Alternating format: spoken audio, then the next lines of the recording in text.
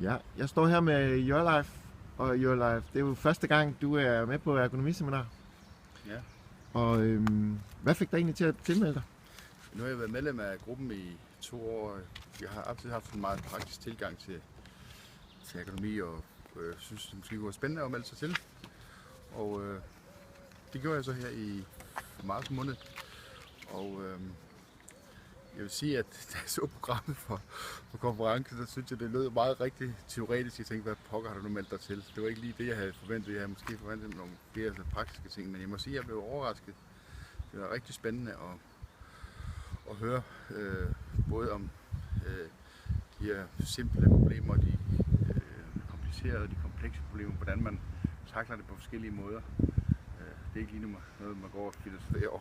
Så du blev egentlig, på trods af forventningerne, så blev du egentlig positivt overrasket? Ja, jeg blev lidt klogere, og så specielt også det her med den forskellige maskulinitet, altså hvordan man henvender sig til folk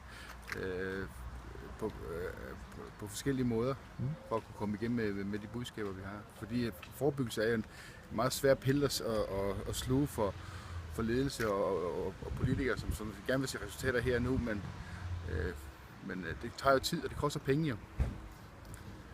Så det har også været lidt af det, der har givet dig inspirationen, de ting, du siger her.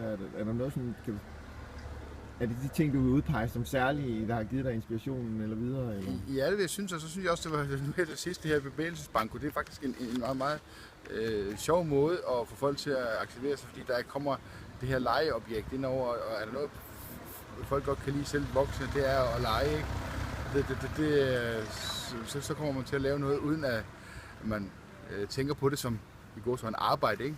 Ja, det er mere leg. Det er vigtigt med de der små praktiske eksempler, man kan tage med sig hjem. Ja, helt sikkert.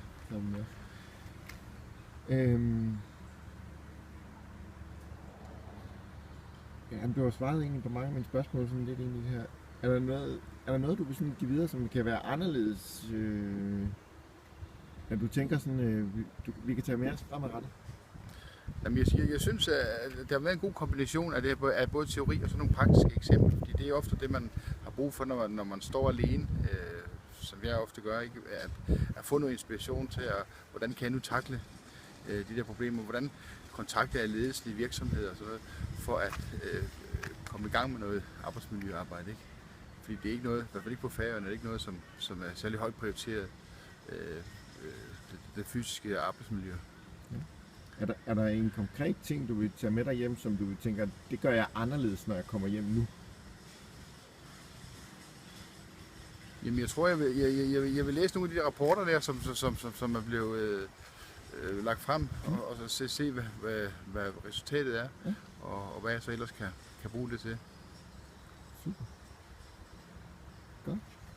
Er det, du har lyst til at sige? Nej, jeg håber, det er god frokost, vi får nu.